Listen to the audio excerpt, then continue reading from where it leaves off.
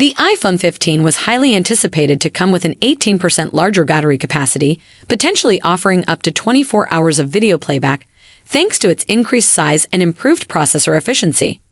However, these expectations were ultimately not met, as the iPhone 15 series ended up with the same battery life as its predecessors, despite the introduction of the efficient Apple A17 chipset in the Pro models. Additionally, the European Commission legislation mandated a switch to a USB-C port for data and charging, aiming to provide a more convenient charging experience and reduce cable waste. Rumors had circulated suggesting that the iPhone 15 lineup would feature battery capacity increases ranging from 12% for the iPhone 15 Pro Max to 18% for the standard iPhone 15. These thicker 2023 iPhones were expected to include larger batteries and an improved stacked battery production method similar to electric vehicles. However, none of these rumored battery size increases translated into actual improvements in battery life. Reported battery sizes for the iPhone 15 series were as follows. iPhone 15 Pro Max, 4852 mAh. iPhone 15 Pro, 3650 mAh. iPhone 15, 3877 mAh. Despite the anticipated battery size increase, there were no corresponding improvements in battery life.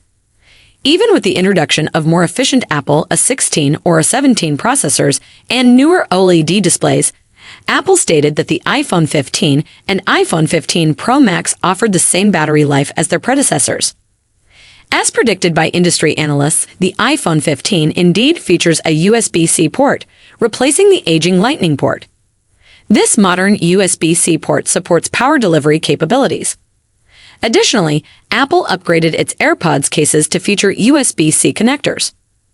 Charging speeds for the Apple iPhone 15 and iPhone 15 Pro Max were expected to include 50% charging in 30 minutes, 90 minutes for a full charge.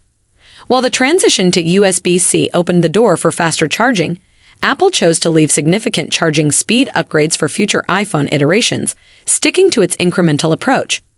However, there is the possibility that the iPhone 15 Pro and iPhone 15 Pro Max may achieve peak charging speeds of 27 watts to 29 watts with the right Apple charger, although this remains to be tested.